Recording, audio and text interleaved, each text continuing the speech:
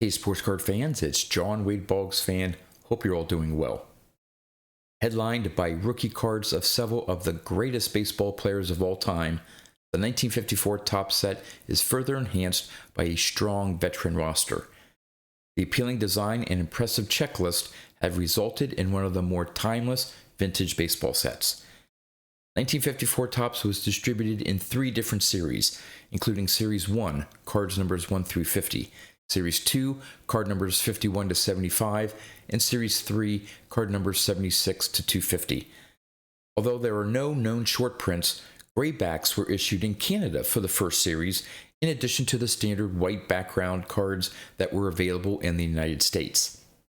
Loaded with Hall of Fame talent, Hank Aaron, Al Kaline, and Ernie Banks are the key rookie cards in the 1954 set. Ted Williams, Willie Mays, Duke Snider, Yogi Berra, Whitey Ford, and Jackie Robinson are other top Hall of Fame options. Although not nearly on the same level as the key rookie cards, collectors can also find the rookie card for Tommy Lasorda. From a design standpoint, the 1954 Topps cards are slightly oversized, measuring 2 5/8 by 3 3/4 inches. For the first time ever on a top set, the cards include multiple photographs. The design features a colorized player portrait as well as a black and white action shot. Card fronts come with a variety of colorful backgrounds, including white, yellow, light blue, green, red, orange, and dark orange. The cards also display the player's name, position, team logo, and facsimile signature. The 1954 Topps card backs provide both statistical and biographical information about the player. This includes the card number, a write-up about the player's career, and a cartoon frame featuring animated photos. The card backs can be found with either white, black, red, green, or flesh tone color schemes. One of the most unique and frustrating quirks for collectors regarding the set is the orientation of the card backs. The cards purposely do not have a white border on the top of the card. This was because the tops of the cards were lined up against those of the next row on the printing sheet. What resulted is that half of the cards were printed upside down. Unfortunately, it appears that the press operator forgot to orient the card backs accordingly. So if you go to a card show today and thumb through a box of 1954 Topps, you're likely to find that one half of the cards have the card number at the top and the remainder have it at the bottom. Amidst all the rivalry between Bowman and Topps to sign players to exclusive contracts, Topps landed its biggest coup when they secured the rights to produce cards of returning veteran Ted Williams. One of the game's greatest players and fan favorites, Williams' inclusion in the set proved to be a key turning point for the company in relation to market share. With a willingness to outspend its competitor, Topps laid the foundation for what would become an almost 30-year monopoly in the baseball card market. To capitalize on their investment, Topps produced 2 cards of Ted Williams. Bookending the product with card number 1 and number 250, these cards are often found with the same defects that plague most vintage cards to fall first or last in the set. Another interesting card option showcases twin baseball players. Eddie and Johnny O'Brien both played for the Pittsburgh Pirates in the 1950s and were the first twins in MLB history to play for the same team in the same game. The brothers share space on card number 139. While neither had a very notable career, the card maintains solid value. Despite the strong checklist, there are several glaring omissions.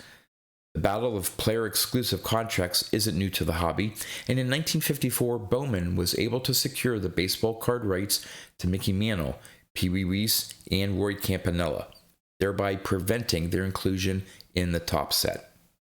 In this video, I'm going to show off the top 10 most valuable cards from the 1954 Topps set based on their PSA 5 values. I'll also give the value of those cards in higher grades, as well as the population count of those grades. Now, before I get to the top 10, here are the cards that just missed the top 10. At number 15, the Monty Irvin card. At number 14, the Whitey Ford card. At number 13, the Duke Snider card. At number 12, the Eddie Matthews card. And at number 11, the Gil Hodges card. So, which cards made the top 10 list? Let's go find out. Coming in at number 10, we have the Larry Doby card. In a PSA 5, there have been 131 graded copies with a current VCP average price of $178. There have been 151 graded at PSA 6. They sell for around $243. There have been 114 graded at PSA 7. They sell for around $510. There have been 53 graded at PSA 8. They sell for around $1,607. There have only been 5 graded at PSA 9. The last PSA 9 sale was in January of this year through eBay and sold for $3,750. But what's interesting is the previous PSA 9 sale took place all the way back in February of 2011 and sold for $3,024. So in the span of about 13 years, the Larry Doby card only increased about $700 in value. Now, there has not been a PSA 10 graded copy of the Larry Doby card. At number 9, the Yogi Berra card. In a PSA 5, there have been 500 graded copies with a current VCP average price of $234. There have been 453 graded at PSA 6. They sell for around $329. There have been 278 graded at PSA 7. They sell for around $574. There have been 126 graded at PSA 8. They sell for around $1,380. There have only been 14 graded at PSA 9. The last PSA 9 sale took place in December of 2022 through Mile High Auction and sold for $8,284. And there has not been a PSA 10 graded copy of the Yogi Berra card. And number 8, the Tommy Lasorda rookie card. In a PSA 5, there have been 331 graded copies with a current VCP average price of $316. There have been 395 graded at PSA 6. They sell for around $319. There have been 289 graded at PSA 7. They sell for around $577. There have been 164 graded at PSA 8. They sell for around $1,393. There have been 20 graded at PSA 9. The last PSA 9 sale took place in December of 2022 through that same Mile High Auction and sold for $4,522. Now, there has been one PSA 10 graded copy of the Tommy Lasorda rookie card, but there has been no PSA 10 sales reported in VCP's database. So who knows what that one Tommy Lasorda rookie card would sell for today. Coming in at number 7, the first of the Ted Williams cards, this one card number 250, the last card in the set. In a PSA 5, there have been 632 graded copies with a current VCP average price of $681. There have been 475 graded at PSA 6. They sell for around $1,033. There have been 224 graded at PSA 7. They sell for around $2,499. There have been 78 graded at PSA 8. They sell for around $11,248. There have been 10 graded at PSA 9. The last PSA 9 sale was in April of 2021 through an REA auction and sold for $32,400. And just like the Tommy Lasorda rookie card, there has been one PSA 10 graded copy of the number 250 Ted Williams card, but in VCP's database, there has been no sale reported of that one card, so who knows what that one copy would sell for today. At number 6, we have the second Ted Williams card, this time card number 1 in the set.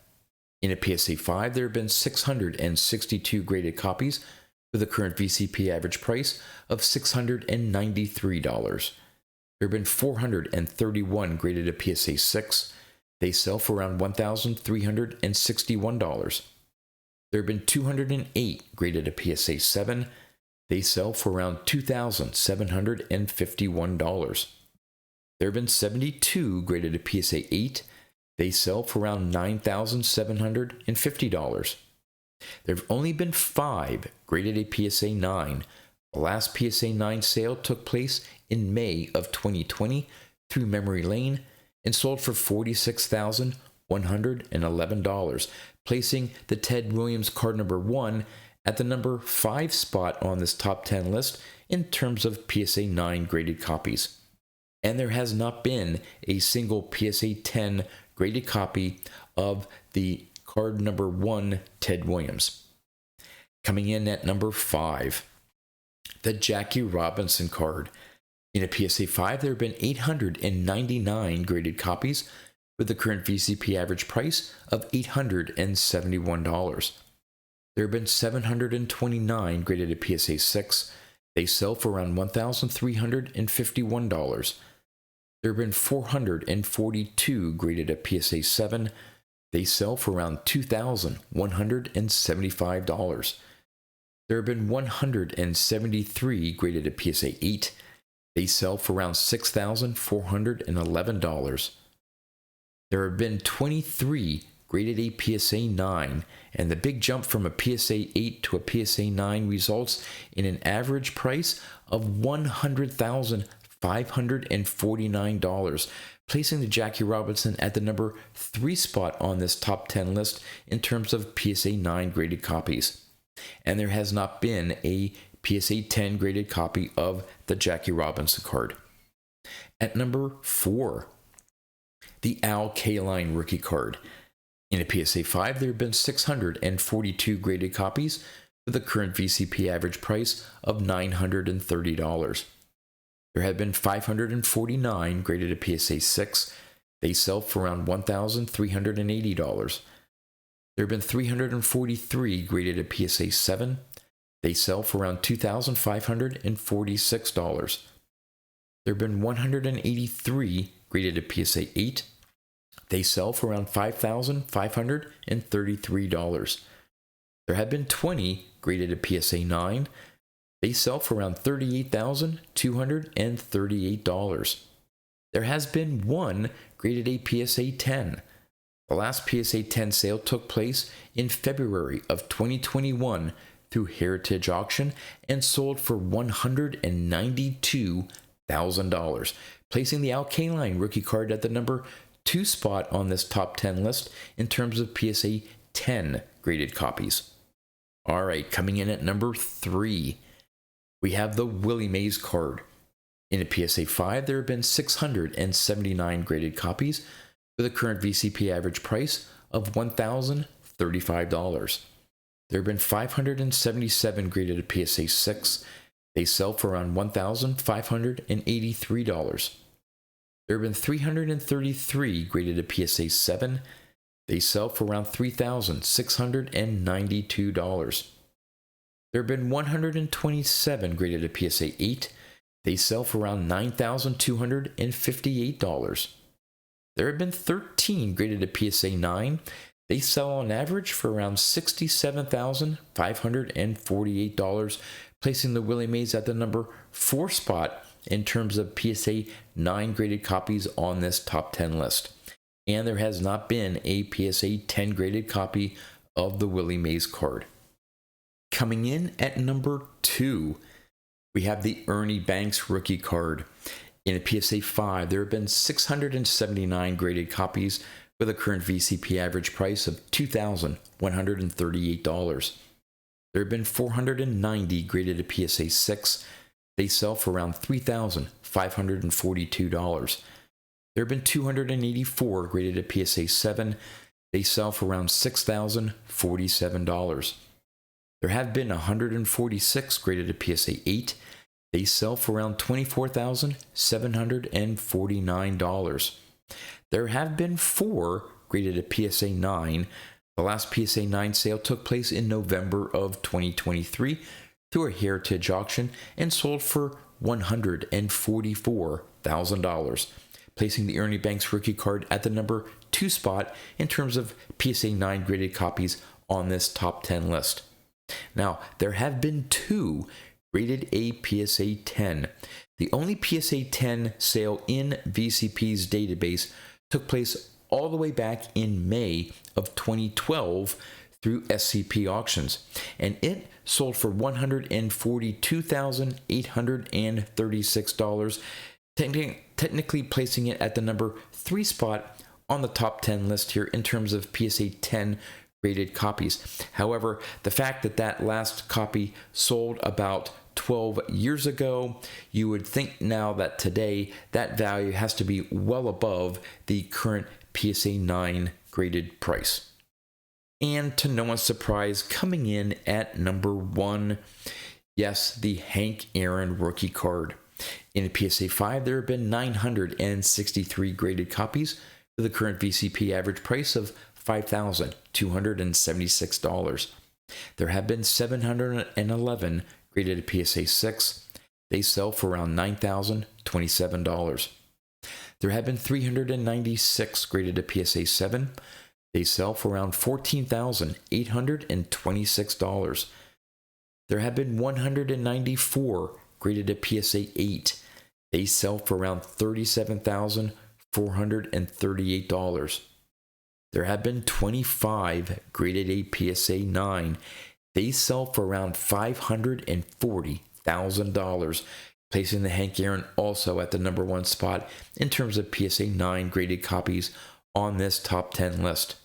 Now, just like the Ernie Banks rookie card, there have been 2 PSA 10 graded copies of the Hank Aaron rookie card.